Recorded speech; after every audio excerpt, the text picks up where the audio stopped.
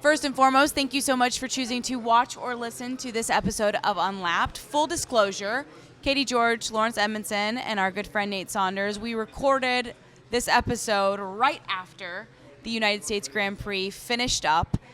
Some news has since come out hours after the race, and so this is a disclaimer for what you're about to hear as you listen on. First, we want to address Lewis Hamilton and Charles Leclerc. Unfortunately, were both disqualified from the United States Grand Prix, which is big news considering the points that Lewis Hamilton would have grabbed, finishing P2 on the podium. But both failed their post-race plank wear test. Lawrence, please just give us an explanation for our fans watching. Okay, so as we know with these cars, often the lower you run them with the ride height, the faster they go, the more performance you get, the more aerodynamic performance you get. But there is a limit to which the FIA think is safe, or they would like to have the cars running at, and so they have quite a smart way of actually measuring this, which is they have this resin wood plank that runs across the bottom of the car. So if you ever see the car lifted up in the air, you'll notice there's this kind of wooden-looking plank underneath, and within that there are 4 holes. Okay. And when the car starts the race, those holes must be at about 10 millimeters. They allow a tiny bit of variation there, but 10 millimeters. And then when the car finishes the race, that hole where you measure the wear of the plank cannot be lower than 9 millimeters. And because this is a wooden resin plank, as it goes over bumps, as it hits the floor, it wears away. And if you run the car very low to the ground, then it will wear away a huge amount.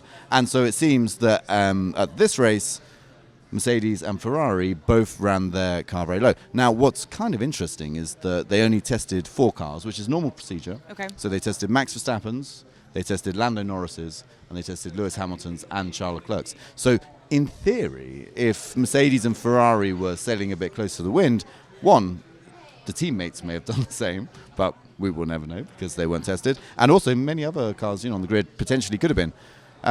But yeah, there's a number of contributing factors to this as well. So it's an interesting one because teams had 1 hour, remember, to set up their cars ahead of qualifying, and that limits the amount of testing you can do. Usually they do what's called a sweep of setup, different choices they can do. So a sweep of ride heights to figure out where they want to be, where the perfect performance level is, but also where they're not going to run into trouble.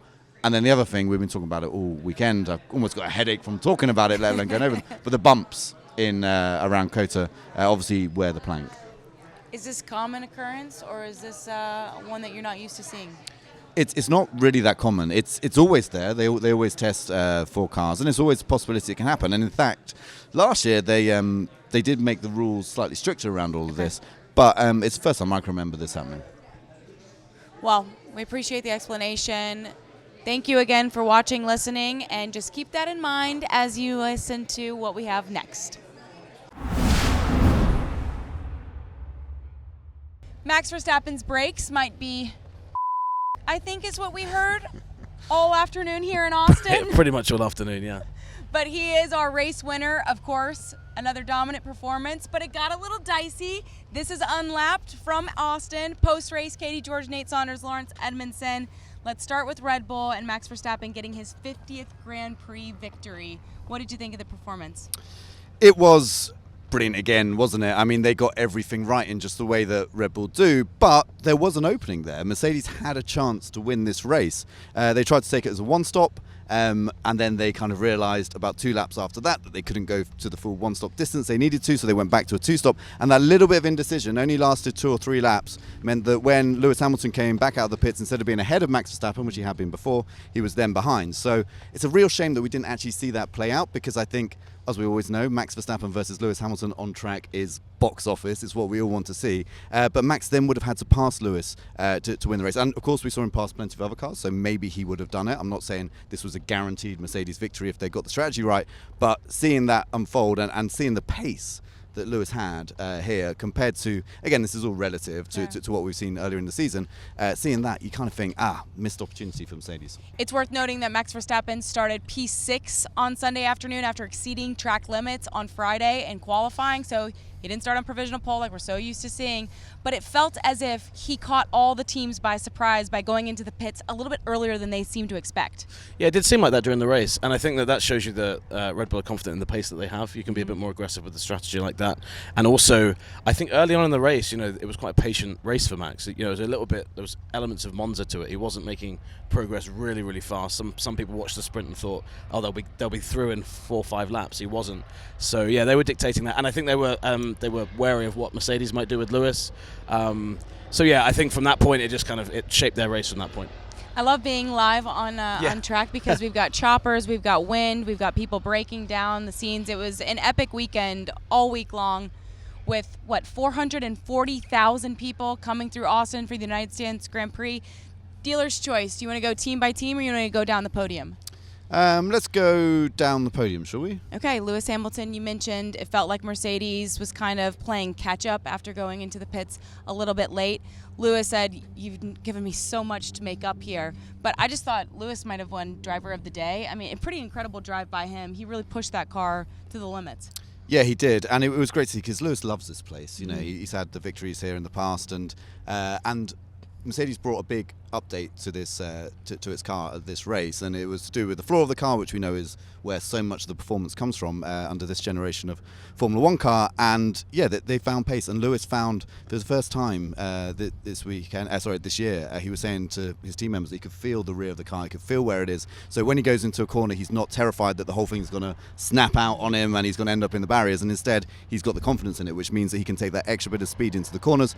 Round here on the high-speed stuff, remember that was where they were struggling, especially in Suzuka. They didn't have particularly good high-speed performance, but here it was all there. So yeah, the only, it's mixed emotions for Mercedes because one, they've got this step in performance, which is great, but how many times is Max going to struggle with his brakes in the way that he did? It's a bumpy track as well, which we know doesn't suit Red Bull that well. So it was a slight opening there for them to take, and they couldn't quite do it. Do you think it boils down to, because he was 5 seconds off of Max Verstappen with 6 laps to go, and then he cut that down to about 1.5 at a certain point, and then Max Verstappen was able to get DRS, but he lapped, I think, Joe Granier at one point, he extended his lead. But do you think it comes down to a slower pit stop? Do you think it's just a strategy that they took too long to get there?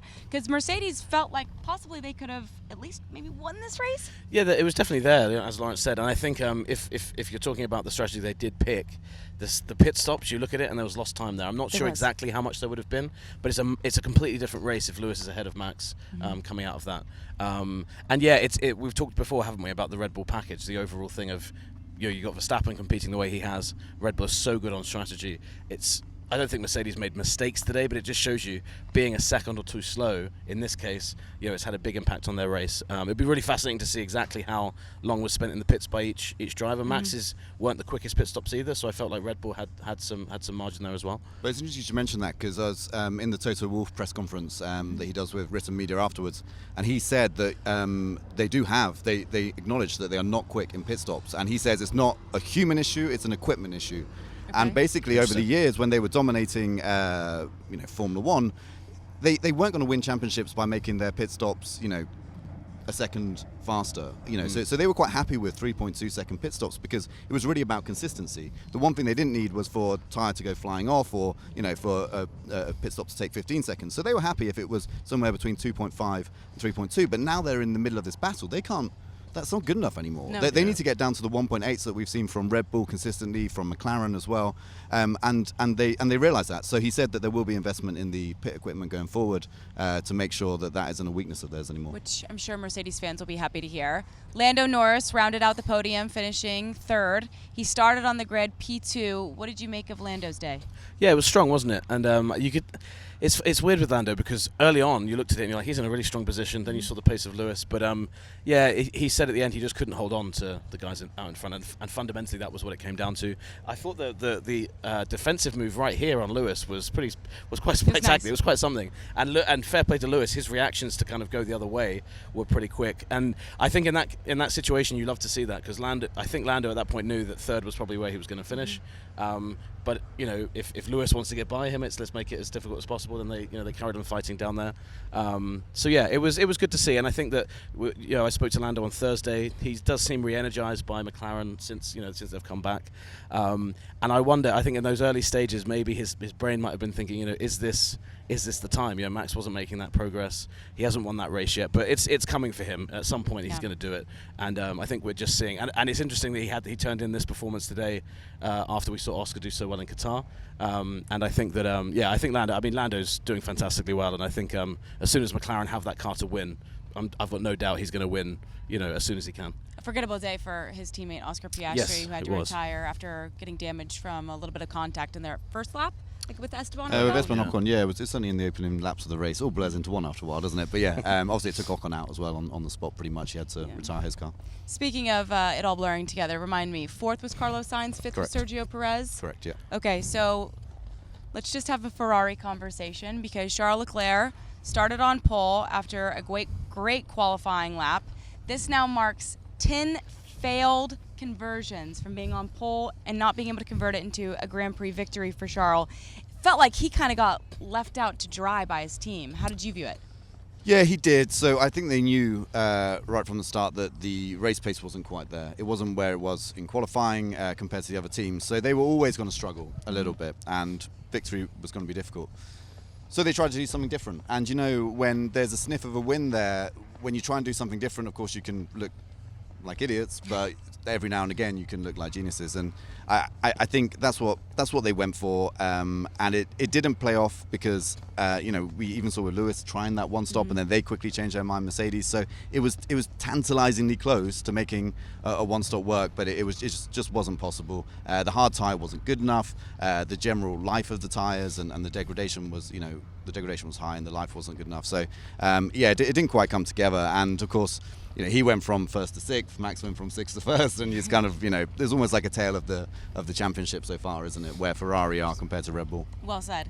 There's been some funny, just to add on to that, there's been some funny radio stuff this weekend from Ferrari. So after qualifying, there was a great message. I think it was one of my favourite exchanges that Charles revealed afterwards, when he was on pole and the team said track limits for Verstappen, and he said in that time between, but he said today as well, we heard the radio message where he was asked to give the place to Carlos.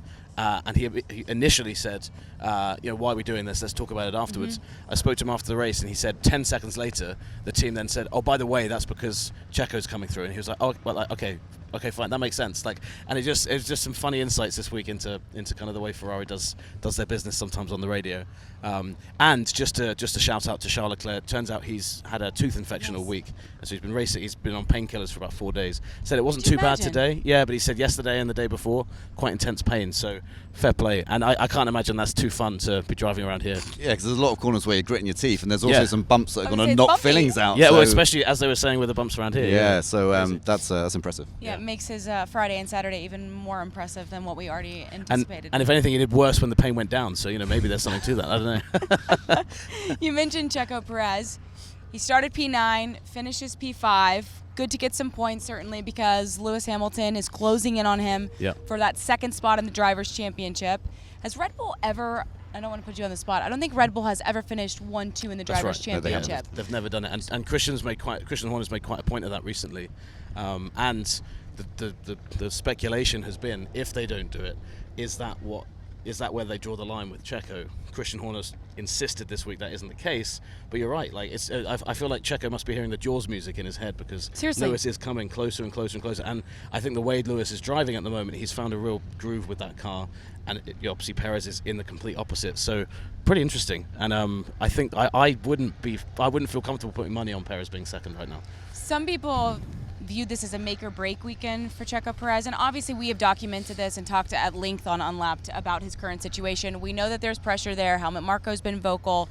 You've also got drivers on the grid openly saying they're vying for that spot at the end of 2024 when his contract's up with Red Bull. What did you make of his weekend?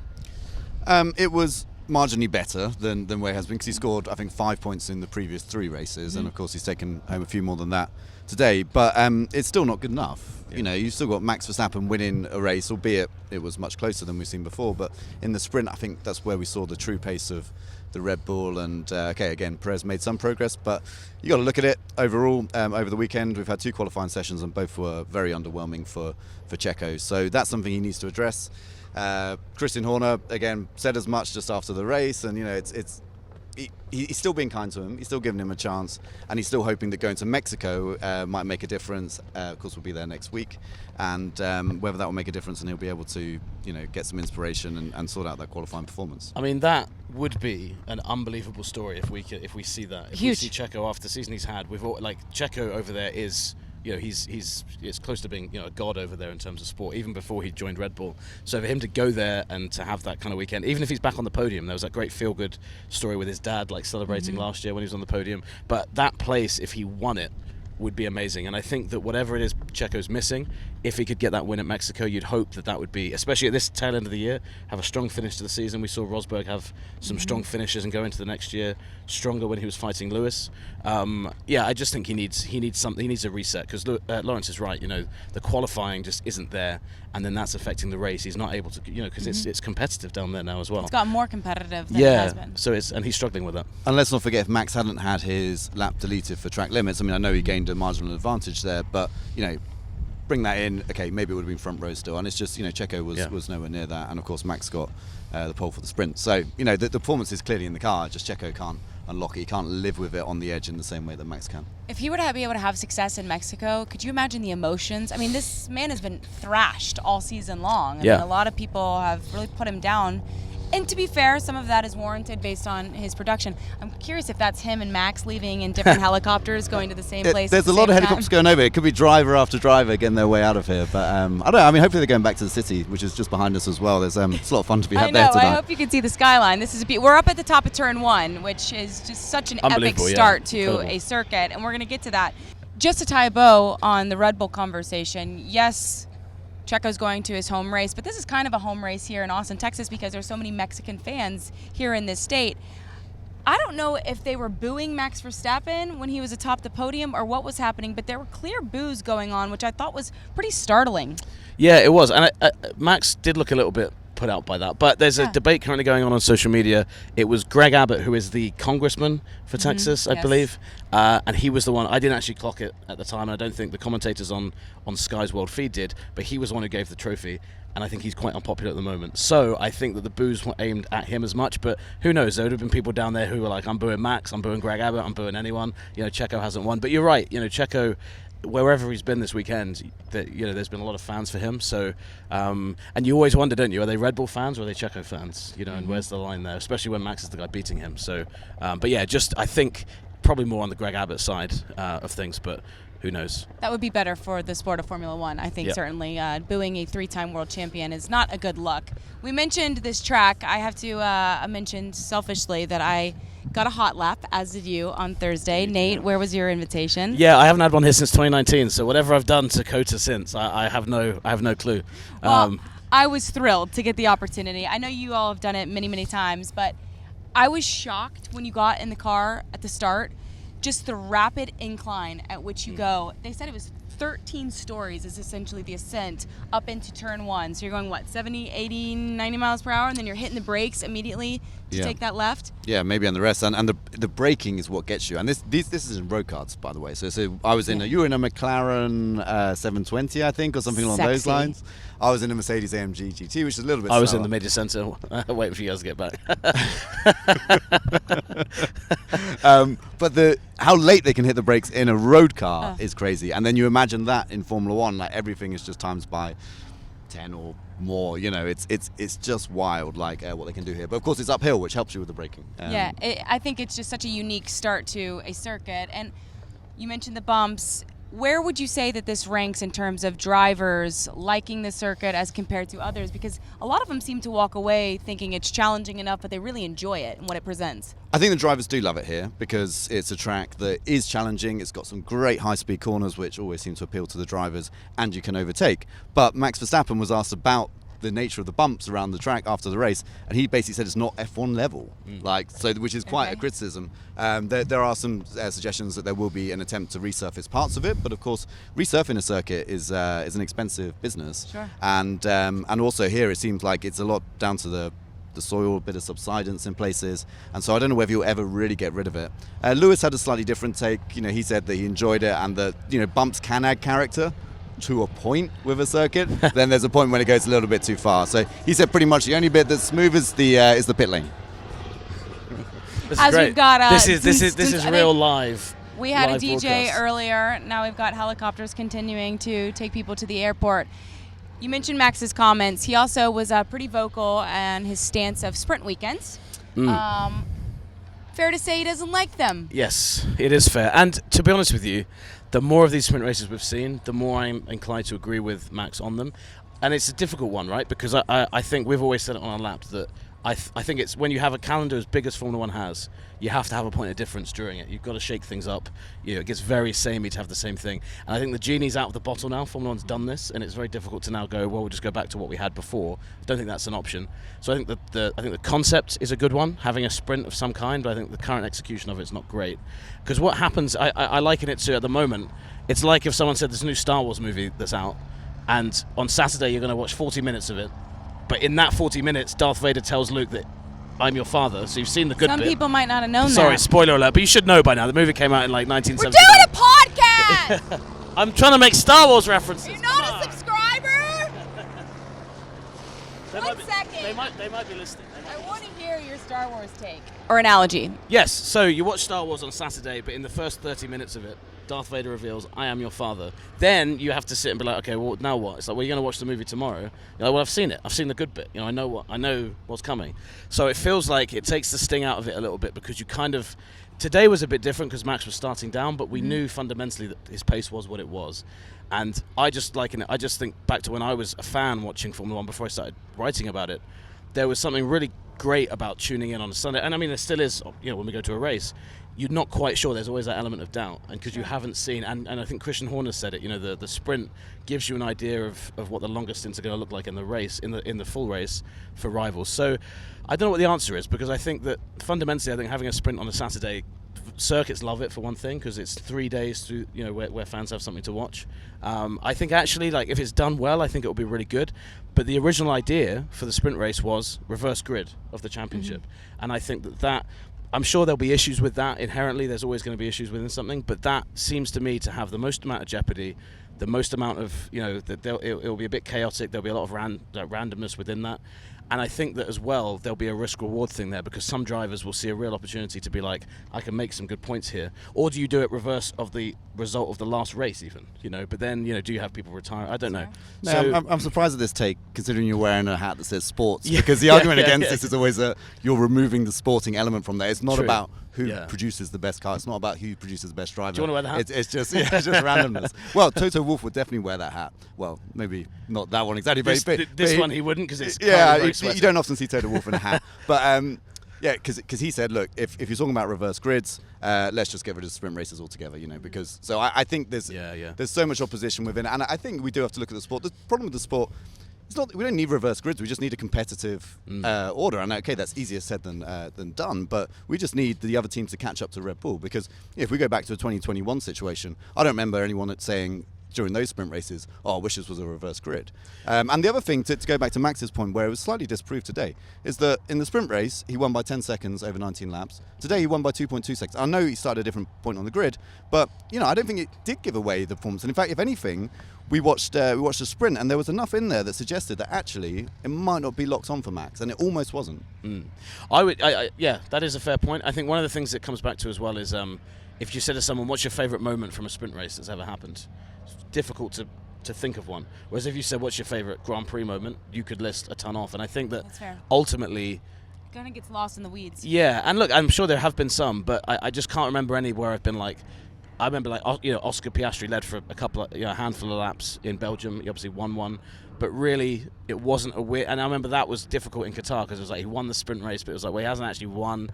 I don't know. It's just it's a bit murky, but who knows? I think ultimately, if we had 4 or 5 teams who were competitive and could fight with Red Bull, I don't think this would be an issue. So we do have to make sure, and Formula One has to make sure we don't do a complete knee-jerk reaction to it. But it definitely needs looking at because I think there's definitely some issues with it how it is currently. I think one thing's for certain out of all this, we will continue to make this debate on and on and on and on until a change is made, and then we'll probably debate that change. And then I'll be like, why don't we just go back to what we had before? Exactly. It was fine. And I'll delete this podcast and be like, no one come back and watch our Austin live show because I don't talk about the sprints, definitely. Before we wrap up here in Austin, I wanted to ask you because you saw Daniel Ricciardo I did. after the race. pretty gnarly scar. Yes. Wound. It's really big, yeah. Stitches. What did it look like? It looked pretty bad. I mean, it's all the way up his hand here, and he's still got a bit of a lump in his hand from which will go down. It's basically. And we know someone who's got a lump. Yeah, We do actually. Yeah. Yeah. So Chris Medland, who's been on the show before, broke the exact same bone in his hand, More or less. and yeah. hilariously has actually given Daniel Ricciardo advice. And I said, Chris, I think Daniel's got. fine. I think he's got better guys advice. looking at it than you probably did. Yeah, no offense to the people that looked at Chris's, but I'm sure Ricciardo has got better. He said physically it was actually quite tough today. You know, he's been on the sidelines for a bit, and we've seen this before. I mean, we've seen it when people have come back. You can train in the gym as much as you want. There's no replica for actually racing and the physicality of that. So I think he found that quite difficult. I think the hand was giving him a bit of bother towards the end, but he's got 3 races, or he's got 2 more races now to come back into it. And I think the most impressive thing he's done like a handlebar and a. It was a look. Yeah, and he's getting rid of the sideburns, so he's just going to have the Mexican. It's very goatee Texas. for that. Yeah, but it was great to see him back. You know, obviously it's sad that Liam Lawson couldn't carry on that run, Sure. but I think ultimately Ricciardo has kind of proven that he's over what we've talked about it so much before, haven't we, with the McLaren time? But it was great to see him back, and it's just a shame. It's just a shame that at the moment he's in a car that really he's just another piece of the puzzle lower down. Because here they love him. You know, you talk about Perez is definitely the guy here, but Ricciardo walks anywhere. Apparently he gets mobbed anytime he goes downtown. Like he was at a restaurant downtown last night, and his agent saw some people walking up and said, "Don't you even think about it," because he hadn't had a chance to eat his dinner. He'd just been sat there. And I think he's too polite to actually tell people no. So we'd adopt him. Yeah, and I'm the sure States that's would adopt him. Aussies would not allow that, but yeah. he's an adopted son I think here. he's adopted America, so I think secretly he's already done it. You know, he's a Bills fan, all this stuff. So, but yeah, he hopefully we see him come back to full fitness. But I don't think it was a bad weekend. He said it was good to get it under his belt. He basically got damage on the first lap or second lap, and then from that point he couldn't push the car. And then you're just driving around at that point, so that's never fun for anyone. Teammate got a fastest lap, though. He did. Book it, indeed. Yuki Tsunoda. Job well done. Last thing, favorite part about the Austin Grand Prix? Or just Austin in general? Well, I mean, I've had a pretty good weekend away from the track. I'm mentioning the tequilas you had. Well, no, we don't talk about that. Well, we both have a story here. I'll let Lawrence tell it, but it's pretty unique. I'll tell the first part of my weekend. You can tell the story from last night. And this is gonna seem like we're completely flexing and name dropping. Yeah. And we are. They're not, but they should. Yeah. Okay. So during the recording of the last Unlapped, we had Tyler with us. Where were you exactly, Katie? You were. I was in Auburn, Alabama for Ole Miss Auburn college I football. mean, that sounds like an awesome fixture. Yeah. So while we were slaving away on Unlapped in the centre of Austin, I got a phone call, and I thought, well, it's very unprofessional to look at your phone during a podcast, so I won't. I wish I had, because it was Valtteri Bottas giving me a call saying, "Do you want to come out for dinner? I'm launching my new wine this evening, and I can get you a table." So I went along with one of our producers, Zach, and we had an incredible night. Lance Armstrong turned up, Tiffany Cromwell, his girlfriend was there. She's also a professional cyclist. Not Lance Armstrong's girlfriend. Just the way you said that, it sounded like that's right. Like yeah. you were just in case Good, people thought there was something going on. Good clarifying point there. Yeah, Bottas' girlfriend Tiffany Cromwell was, and obviously she's a cyclist, and so there was a link there. But that was fantastic. But go on, Nate, you carry on. Well, and I thought that was pretty awesome. I mean, being on the same table as Lance Armstrong. Fast forward a couple of days. Obviously, we've heard this week that Alpine have had new investors this week, a consortium including. Have they? Yeah, I don't know if you read about it. It's not been talked about much. Pat Mahomes, Travis Kelce, Rory McIlroy, Anthony Joshua, who's not so big in the US, but is a British heavyweight champion. You know, is followed on a great boxing legacy we have in Britain. They've bought into it, and Alpine have put Rory McIlroy and Anthony Joshua up for roundtables this week, which was kind of cool because for us, usually you're only talking to drivers, and we both got an invite from Alpine to go to a dinner with them, or with. I was told it was with McIlroy. I didn't know it was with Anthony Joshua as well, and we assumed, okay, this is like a media event. There'll be a few tables around. There'll be a few journalists. There'll be, McIlroy will probably pop in and say some words and then go, which happens all the time because people sometimes they don't want to be hanging around. They want to be doing their own thing. We get there and we look around, and there's not a single face we recognise from the media. There's only Mario, who works at Alpine's press team, and then we recognise Rory McIlroy and Anthony Joshua, and we also recognise on the table the Ryder Cup. It's just sat there, just casually.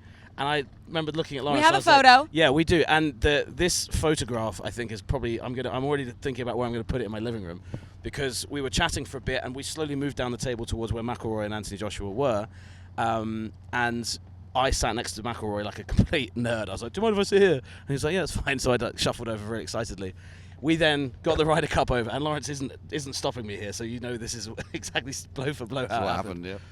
The cup comes over, and I'm looking at it. Lawrence looks at it. We both take pictures of each other with it, and then Rory's like, do you want a picture together? And we're like, yes, absolutely. Then Anthony Joshua says, do you want me to take the photo? So we've got a picture of the two of us. I'm holding the Ryder Cup. McElroy's to my right, and the photo's taken by Anthony Joshua. So I don't know which part of that is the biggest flex. But I think it was the biggest awesome. flex is that you're doing it on an American podcast. Yes, so that's also reminding true. us what happened a few weeks ago. Yeah, and I think the coolest part of that actually was that today we and Lawrence spoke to Rory on Saturday. Yep. I spoke to AJ today, and you really get the impression sometimes it's very easy to be very skeptical and dismissive when you see people who are in consortiums getting involved. You're like, oh, they've just got more money than sense and getting involved. From AJ today, when I spoke to him in a media setting, you really feel like he's actually there from a point of passion. Like he's really involved in the project, really invested in what they're doing. And I mean invested obviously financially, but emotionally as well. And weirdly, you don't often hear it, but we heard him giving a message to the drivers on the formation lap. And I just got a sense of enthusiasm from him that was pretty cool. He said if he's told the drivers, Pierre Gasly and Esteban Ocon, that anytime they want to talk to him about something, just give him a call and he'll answer it, which is pretty cool. You know, we were talking to Rory. This is a ridiculous sentence to say. We were talking to Rory McIlroy and Anthony Joshua about how much advice you can give, and I appreciate I've just been talking for like Keep going. for ages, and you guys have just been listening to me. But advice that you can get from people of other disciplines, I think. Obviously, it's not a like-for-like comparison. Good perspective. But they get great perspective from each other, and I think that from a mental side as well, the preparation side, you can learn a lot. So that's going to be really interesting to see how those drivers kind of take that. But yeah, that was awesome. And I mean, probably whenever I walk away from F1, that is still going to be top 3 things I ever did, I think. So it's amazing. Cool. And basically, you're telling me that I shouldn't leave Formula One Grand Prix to go do other things because you two are pretty good to hang out with. Yeah. And I've had a great time because I've sent that picture to everyone I know who plays golf and bores me to death about playing golf, and they hate me. All of them hate me about it. Yeah. And including Dave Presley, who is our producer, nodding behind the camera right now. I hear his reaction when he found out, when he saw the picture, was a sight to behold. I don't know if he's ever going to reprise it. But yeah, so that was great, and it's cool. It's just cool to see people like that getting involved in the sport, and I think Alpine especially are in kind of a weird situation, you know, in terms of it's difficult to know exactly what the team's about. So hopefully some of this stuff can give the team a bit of direction, a bit of clarity. But great story for them in the short term. I just want to say that I misspoke. I dubbed this as an American podcast. Why would I put us in a box? We're global. We're a global podcast. All countries, worldwide, vast cultures, and I'm getting the wrap-up sign. Katie George, Nate Saunders, Laurence Edmondson. Who's going to Mexico? I am, yeah. I'm off on Tuesday. Well, travel safe. We can't wait to talk to you to preview the Mexican Grand Prix. Thanks for joining us. We hope you enjoyed the United States Grand Prix. Congratulations to Max Verstappen. Cheers.